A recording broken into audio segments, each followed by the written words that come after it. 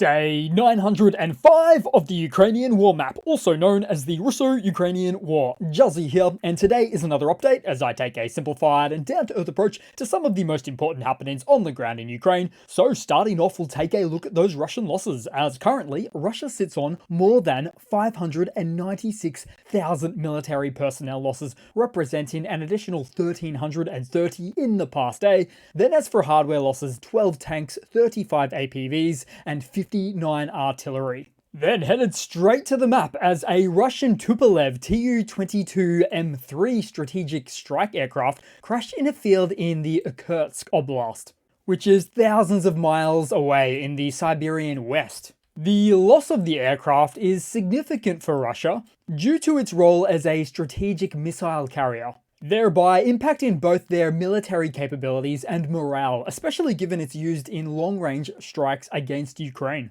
This event follows another crash of the same aircraft type back in April, also attributed to a malfunction after a mission over Ukraine. Now, Russia's inability to produce new Tu-22s makes each loss permanent, with the fleet dwindling due to cannibalization for mechanical parts or poor maintenance, significantly impacting Russia's strategic capabilities. Russia may have about 20 of these aircraft left, although many are probably in questionable condition, as was the case with this one, evidently. Then headed across to the main activity sector of the map today, where we have ourselves a tale of two invasions, with Ukraine's incursion into Russia's Kursk Oblast throwing Russian propagandists into disarray, as the Kremlin initially downplayed the event, but growing Ukrainian advances cannot be ignored that easily, with the armed forces of Ukraine now controlling 82 settlements and about 1,150 square kilometers of land in this Kursk region, plus an extra 400 to 500 square kilometers of grey zoning in Russia. And here's a separate map displaying the current situation of territorial control according to the Russian side as published by those on the ground.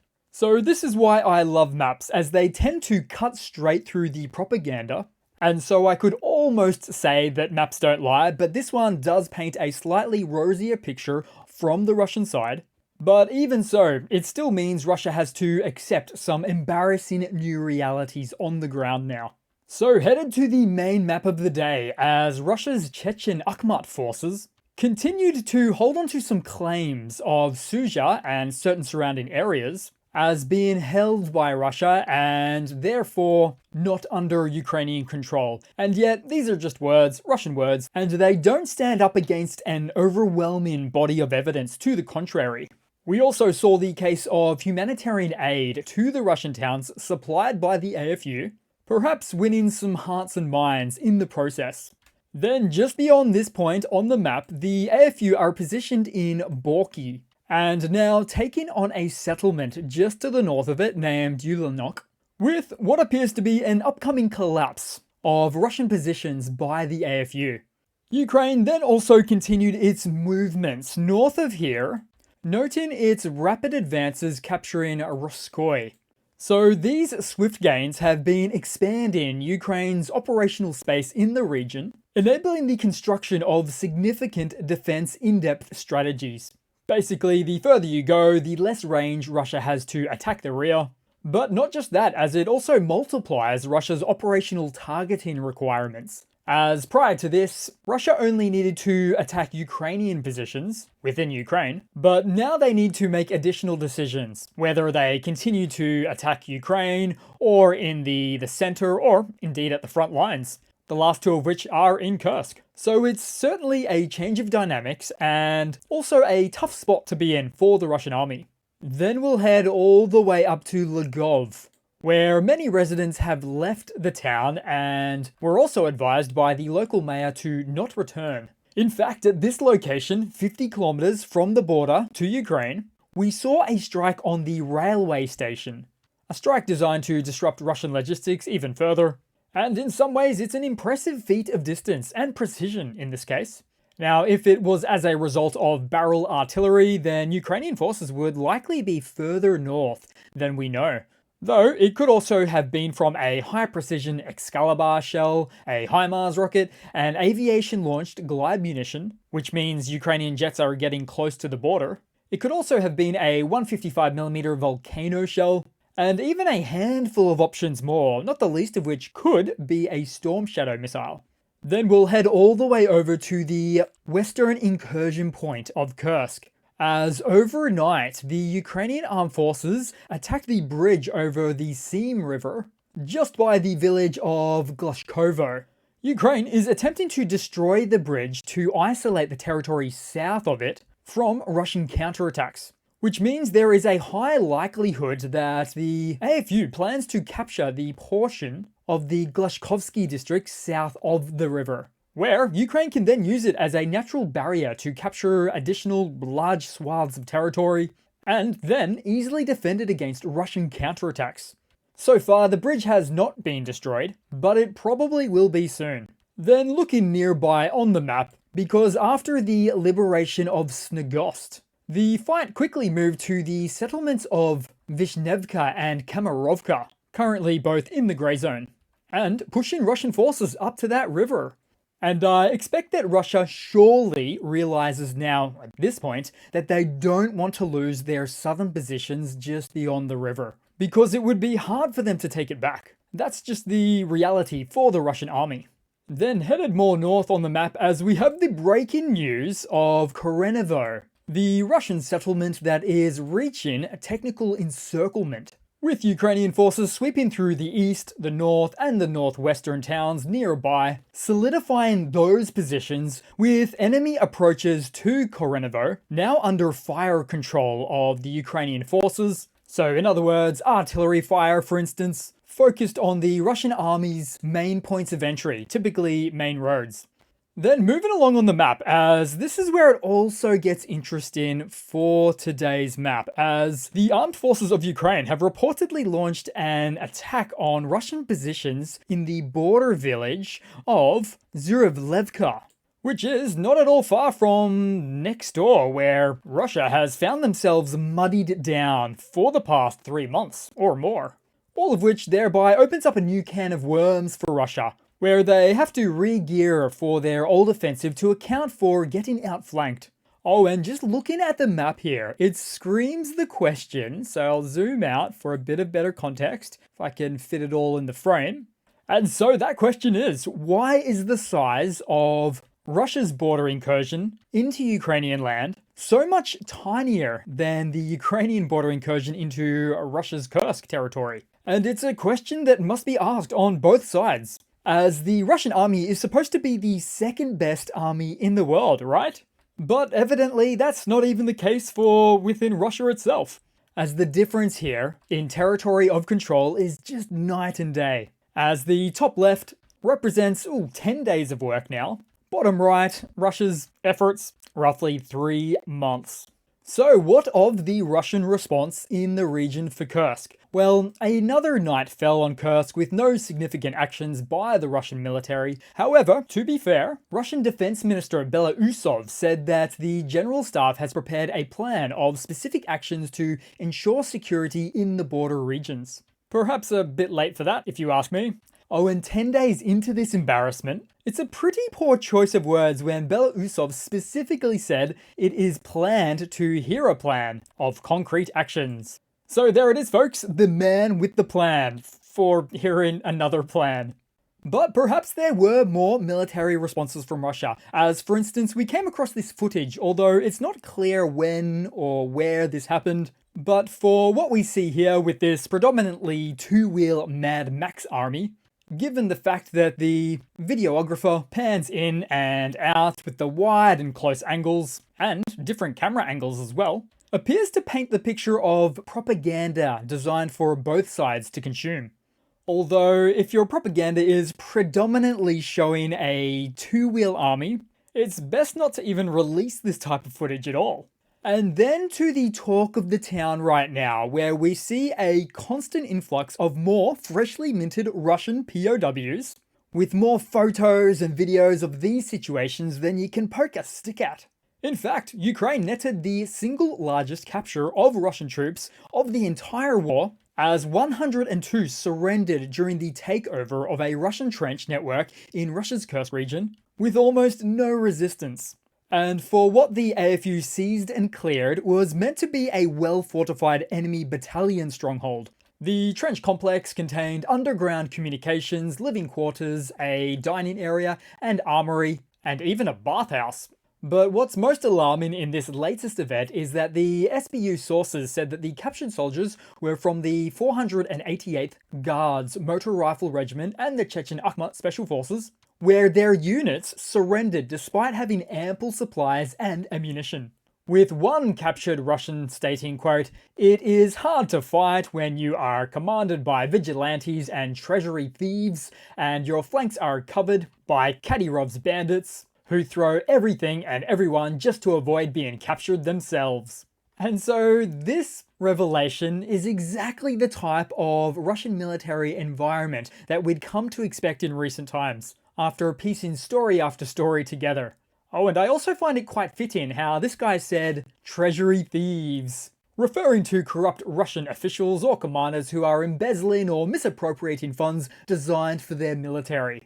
And so, out of all of this, given the sheer volume of Russians captured now, said to be over 2,000, this has led to the very rare instance of Russia initiating prisoner exchanges, as revealed by Kyiv's ombudsman Dmytro Lubinets. And so these actions were likely initiated from Russia as a means to source manpower from anywhere they can. Which means you could say they would receive back humanely treated Russian POWs in Ukraine, only to try and throw them directly back into the meat grinder. The cycle repeats, with any previous high levels of patriotism or high morale likely completely thrown out the window at that point, if not already. And it is tricky when company-sized units agree to surrender en masse, as military history shows that it can cause a cascade leading to a collapse. Now, I'm not saying that will happen, but these types of events certainly speak to the very low levels of morale within the Russian army. And yet, the clear shortage of Russian manpower is not just exclusive to the battlefield, because in a segment I'd like to call Motherland Manpower, as Russia's Ministry of Internal Affairs faces a severe staffing crisis with a shortfall of 150,000 police officers. The deputy minister revealed that many departments operate with only a fraction of their needed personnel, which means Putin could be low on goons, as the weakening of internal security forces could severely limit Putin's ability to handle uprisings, coups, secessionists, and threats from even Ukrainian saboteurs. So it smells like classic Russian corruption to me. For example, funding for 40 district police officers, but then only getting 6 in return. Then to a brief look at Ukrainian captures of Russian hardware, like this, a trophy T-90M main battle tank, which is an upgrade from a T-90A tank, which in turn was an upgrade from a older T-72 tank. But even so, in 2023, Russian President Vladimir Putin praised it as the best tank in the world. And if he actually believes that, then I can only imagine the disgust on his face when he finds out about this. It's also quite a surreal stat that Russia is the largest tank supplier to Ukraine, with well over 500 at this point, maneuver warfare at its best. But then let's move across to losses of a different kind for Russia, with more recent reports showing another Russian column that was badly hit at Korenovo, with the event being apparently similar to the Rilsk attack from last week, with a lot of information on this latest event in the Russian blogosphere right now. And so let's take a quick look at Kremlin claims for a moment, shall we? Because according to the Kremlin, or at least according to the Russian MOD, they claim that Ukraine has lost 2,640 servicemen, which is 640 more personnel, Ukrainian personnel, than the previous Russian MOD claims quite recently as well, of up to 2,000 Ukrainian soldiers in Kursk, suggesting that negative 640 Ukrainian troops are occupying over 1,000 square kilometers of Russian territory. The MOD also claimed 397 pieces of Ukrainian heavy equipment being destroyed, which is quite the claim. That included within it an astonishing 206 armoured combat vehicles. So clearly, Russia is winning the war, on paper at least. Stay tuned for more comedy from the Russian MOD. And that's where the politics in all of this gets very interesting, as right at the same time, Russian Defense Minister Belousov demanded truthful and up-to-date information from the Russian military from the Kursk region and other border areas following the Ukrainian incursions. Now, I couldn't imagine what for, as the very same ministry which he heads just claimed destroying almost 500 pieces of equipment in 10 days. Conveniently not providing any proof either. And then adding to some more politics, Russian sources report criminal cases being prepared against generals over the Kursk defense failure. So following Shoigu's dismissal and many arrests, more high-ranking officials may face arrests as the defense ministry purge continues. Take Gerasimov, for instance, head of the general staff, is reportedly out of favor with Putin now. Although I'm not surprised it's been a slow process to oust Gerasimov, who I continue to refer to as one of Putin's last remaining fall guys, should Putin ever stand trial in The Hague or even within Russia. And so with so much distrust and lies and deception within the political and military elite within Russia, you cannot simply demand, as Belousov just did, for the systemically corrupt Russian military and country to just turn on a dime and start telling the truth. It's change from the ground up that's needed. But of course, that's at the cost of the existing societal structures. And Putin wants to keep that. It's what keeps him at the top. Then lastly, in the video for today, Belarusian dictator Lukashenko, or Uncle Luka as we affectionately call him here, in an astonishing move, recently called for urgent negotiations to end the conflict, claiming it benefits neither Ukrainians, Russians, or Belarusians. Now, some speculate that this call for peace might even be Putin speaking through his puppet, which is an entirely feasible remark, suggesting fear on the part of Putin, as he was not expecting events to play out like this. So, Uncle Luka was calling to aid in negotiations with the two countries, but we all know how that ended up last time, with Uncle Luka staged between Wagner and their leader Prigozhin on one side, and we have Putin on the other side. So Lukashenko really only got the one chance to play that dubious, impartial negotiator card, where Putin came out on top, with Prigozhin's guarantees for security not so secure.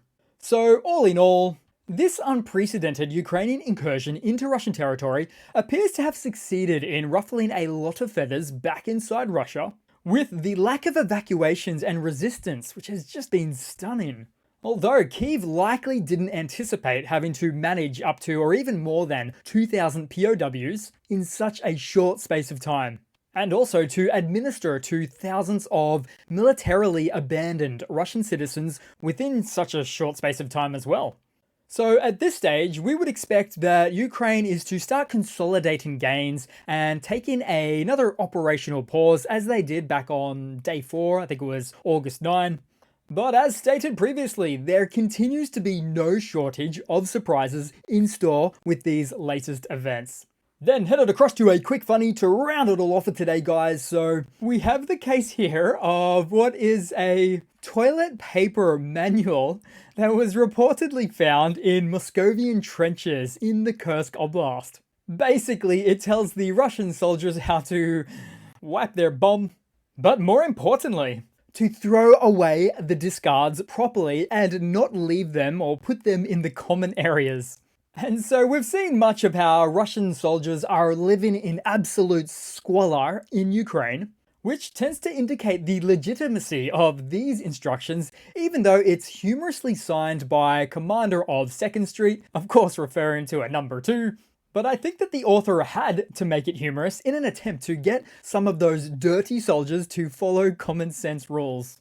Ah, you continue to outdo yourself, Russia. Nothing but class. So that's it for today, guys. Thanks again for watching. Please continue to like and comment. Once again, thanks for the support. It always helps the channel, particularly with the consistency of keeping daily updates going as much as I can between 5 to 6 days a week, looking to move to that 6 to 7 days a week mark. So thanks again, and I do hope to see all of you guys there in the next one. Cheers!